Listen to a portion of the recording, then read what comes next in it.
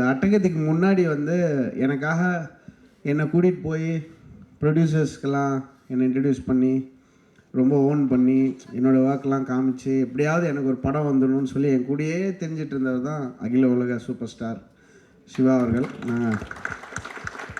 நாங்கள் ஒரு டீமில் கிரிக்கெட் விளையாடிட்டு இருந்தோம். அது ஆக்சுவலாக பேச்சு போட்டி தான், பேசுகிற டீம் தான் ஜெயிக்கும், அவர் டீம் ஜெயிக்கும் எப்பவுமே. செமையாக ஏமாற்றுவாங்க, இங்கே படிச்சு அங்கே படிச்சுன்னு சொல்லி. ஸோ ஒரு எங்கள் டீம் நாங்கள் போய் ஒரு மேட்ச் விளையாட போனோம் அந்த OMCA கிரவுண்டில். அப்போ வந்து நாங்கள் தோற்ற மார்ஜின் வந்து அந்த அங்கே இருக்கிற ரெக்கார்டோட அதிகம். அந்த ஃபஸ்ட்டு பேட்டிங்கோட இது வந்து தோற்ற மார்ஜினே அதோட அதிகமாக இருந்தது. அவர் ஒரு பவுலர் கூப்பிட்டு வந்தார். இப்போ IPL வந்தது ஞாபகம் இருக்கா சிவா? ஸோ ஒரு CSK உள்ள மேனேஜ்மெண்ட்டில் இருக்கிற பவுலர்னு 39 ரன் கொடுத்தாரு அவர் ஒரு ஓவரில்.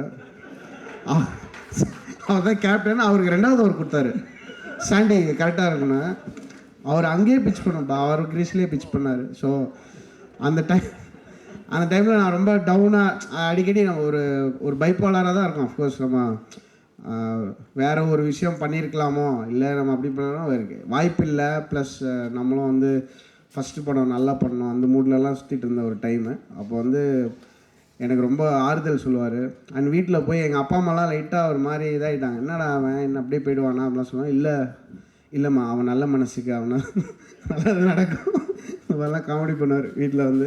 ரொம்ப ரொம்ப நன்றி சிவா, நீங்கள் பயங்கரமாக அந்த டைமில் எங்கள் யாருக்கும் எந்த எதிர்பார்ப்பும் கிடையாது. அப்படியே சாப்பிட்டு ஜூஸ் குடிச்சிட்டு இட்லி சாப்பிட்டு எல்லோரையும் கலாய்ச்சிட்டு நம்ம தான் பெஸ்ட் அந்த மாதிரி சொல்லிட்டு எல்லா படத்தையும் நல்லா இல்லை, இது என்ன வேஸ்ட்டு அந்த மூடு.